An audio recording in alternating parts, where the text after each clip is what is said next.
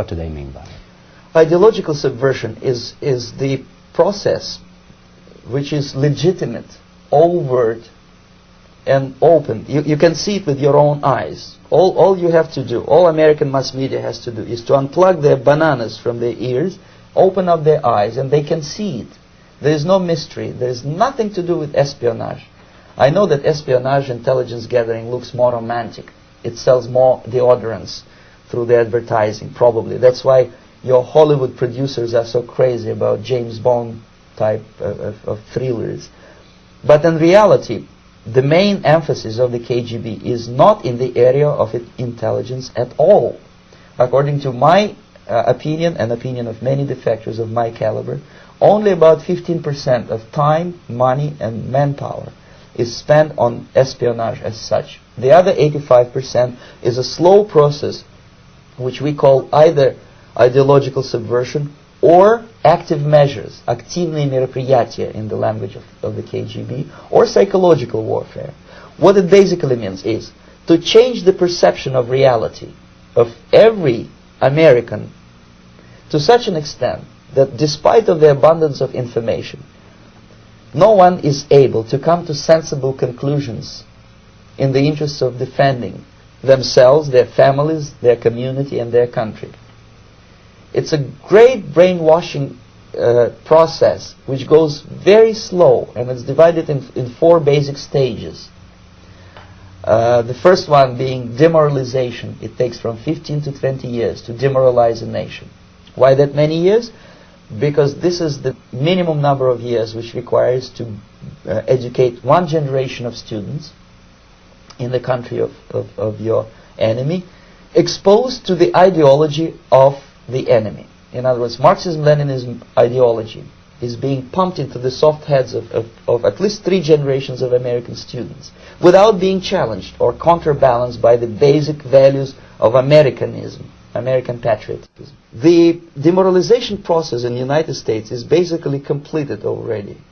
For the last 25 years. Actually, it's overfulfilled because demoralization now reaches such areas where previously not even Comrade Andropov and all his experts would even dream of such a tremendous success. Most of it is done by Americans to Americans, thanks to lack of moral standards. As I mentioned before, exposure to true information does not matter anymore. A person who was demoralized is unable to assess true information. The facts tell nothing to him.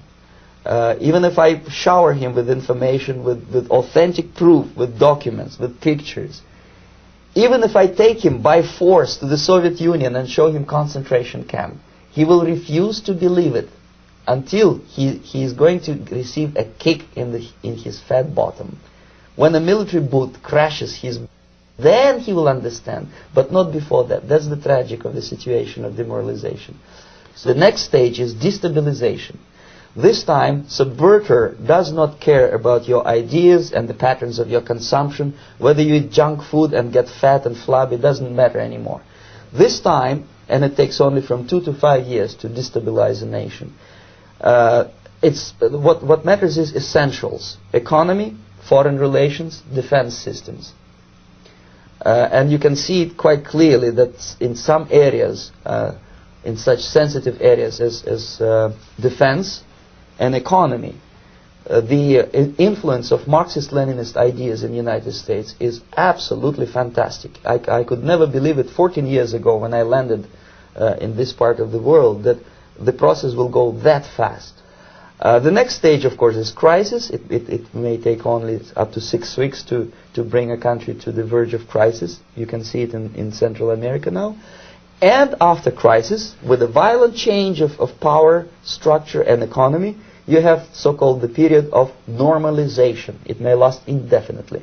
Normalization is a cynical expression borrowed from Soviet propaganda. When the Soviet tanks moved into Czechoslovakia in '68, Comrade Brezhnev said, "Now the situation in brotherly Czechoslovakia is normalized."